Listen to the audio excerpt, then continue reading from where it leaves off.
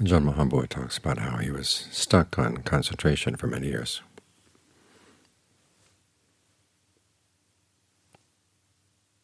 He had the wrong view that if he tended to his concentration steadily enough, the quiet of the concentration would turn into the quiet of nibbana.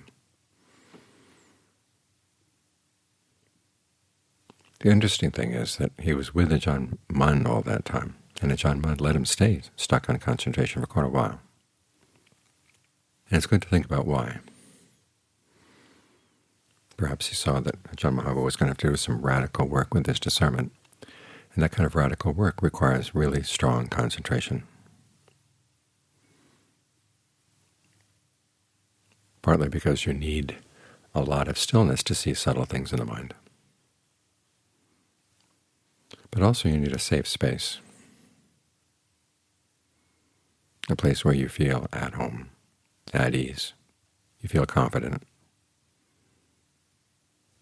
so that when disturbing thoughts come up in the mind, you're not shaken.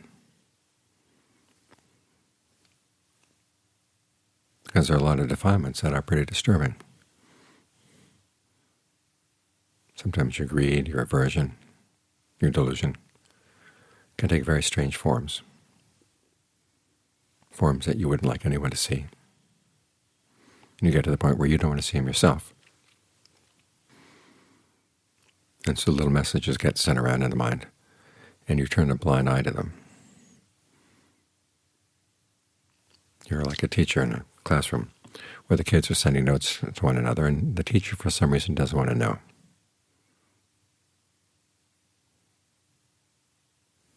So the notes get sent back and forth, little perceptions, little bits and snatches of thoughts.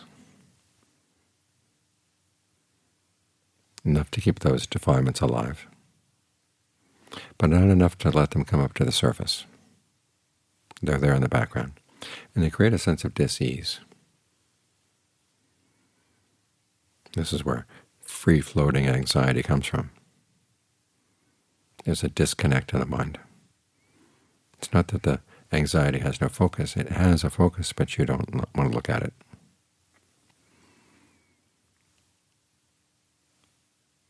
And because things like this are so uncomfortable, this is why psychotherapists have to create a safe atmosphere in their offices,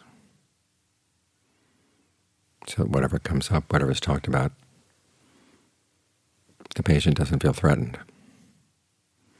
And in a way, you're doing analysis on yourself. When you start looking into these things, you become the kind of teacher who wants to see the notes as they're passed back and forth. But you have to put yourself in a position where you're not shaken by any possible message that might be in those notes. So this is why we work on the concentration, especially where we work on the breath.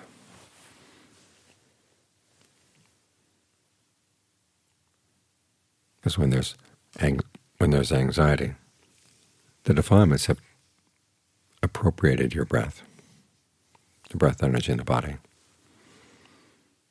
and you've got to reclaim it so you can be in the position of strength and not feel threatened. So as long as your concentration is alert and mindful, don't be afraid of getting stuck on it. You're going to need this safe space.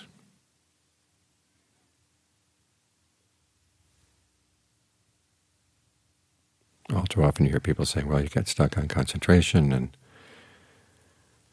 you're never going to get anywhere. It's bizarre that for years and years, when people would talk about concentration, say, especially in Vipassana retreats, the very first thing they would talk about is how dangerous it was, forgetting, of course, that it's part of the path. And if it's right concentration, it's not dangerous. The dangers are in the wrong concentration. Concentration without alertness, without discernment, without mindfulness. Concentration with wrong view. These kinds of concentration can knock you off course, but it doesn't take much to know what's on course and what's off course.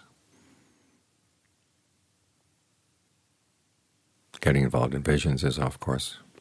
Allowing yourself to go into delusion concentration, that's also off course. That's when things get comfortable and you begin to drift. The mind has no clear focal point. It just feels very pleasant, very still. But there's no discernment, there's no alertness. That's off course. That's the kind of dangerous concentration where you're just wasting a lot of time. The concentration that's not a waste of time is concentration when you're very alert.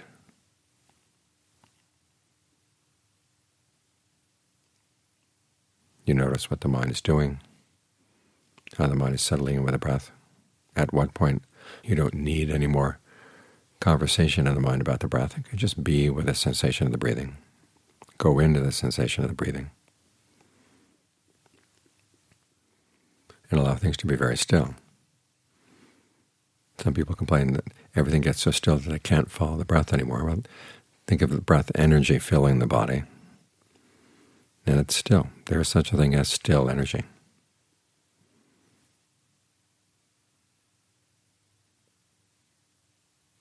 And as long as you're clearly aware of that still energy through the body, you're fine.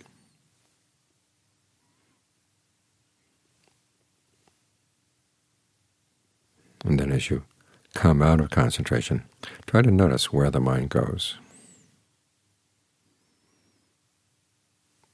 It's like letting the kids out of school.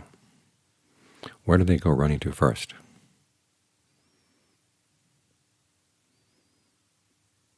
And sometimes something interesting will pop up, something unexpected will pop up, as the mind is freed from its focal point with the breath.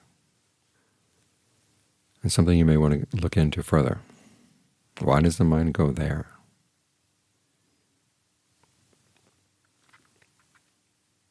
This is one of the ways in which concentration can lead to insight.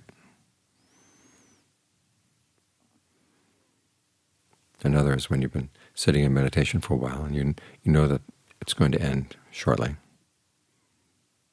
and you turn down the burner on your concentration, let's put it that way. The focal point, the concentration not quite so intense, and still there, it's still very still, but it's not so all-consuming that thoughts won't be able to come in. And again, when a thought comes in, some of the thoughts will have an allure, they'll have a hook. And we're going to ask ourselves why. What's there? What, if any, substance is there?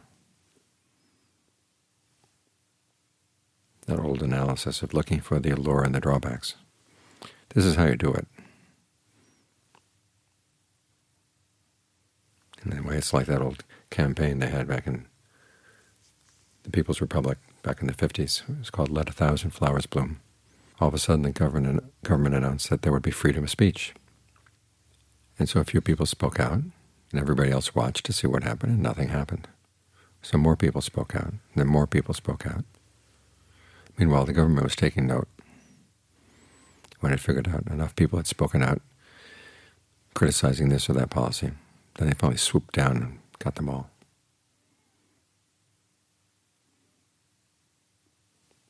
So in the same way, you want to give a little space for your defilements to speak a little bit, so you can to know what they have to say.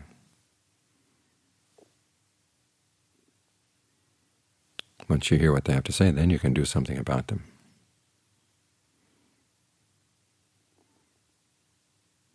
Now, there may come times when something comes up and it really is disturbing, and you don't feel you're ready for it yet. Well, don't push yourself. Go back to the concentration. And have a very matter-of-fact attitude toward it. Okay, there is that particular thought in the mind, that particular attitude, and it's going to require a lot of parsing out. But at least you begin to know what it is. It's better than having it lurking in the background. Because when it lurks in the dark, you have no idea how big it is. When you begin to see it, you see it's not quite as big as you thought it was. And it has a shape, and it begins to have a specific agenda that you can understand. And you know that someday you'll be able to talk to it.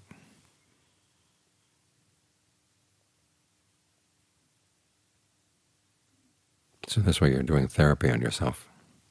And with the concentration, you're providing the safe space. However long it takes to create that safe space, it's time well spent. Think of Ajahn Mahabhuva, many years. I think it was 6 years altogether. It may sound like a long time, but once it was done, he had a space in the mind where he could deal with whatever came up. And that's what you want. In our rush for insights, we have to make sure first that we have a safe space in which to deal with them when they come up. Because one of the aspects of the Buddhist path is that it's a safe path.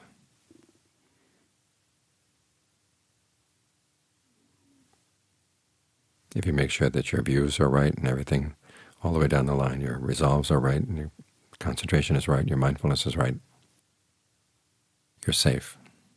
It's when you wander off the path. Think of the Buddha's image of the people who take their cart off the main road into the forest, and the axle breaks and everything falls apart. Whereas if they'd stayed on the main road, they would have been able to get to their destination.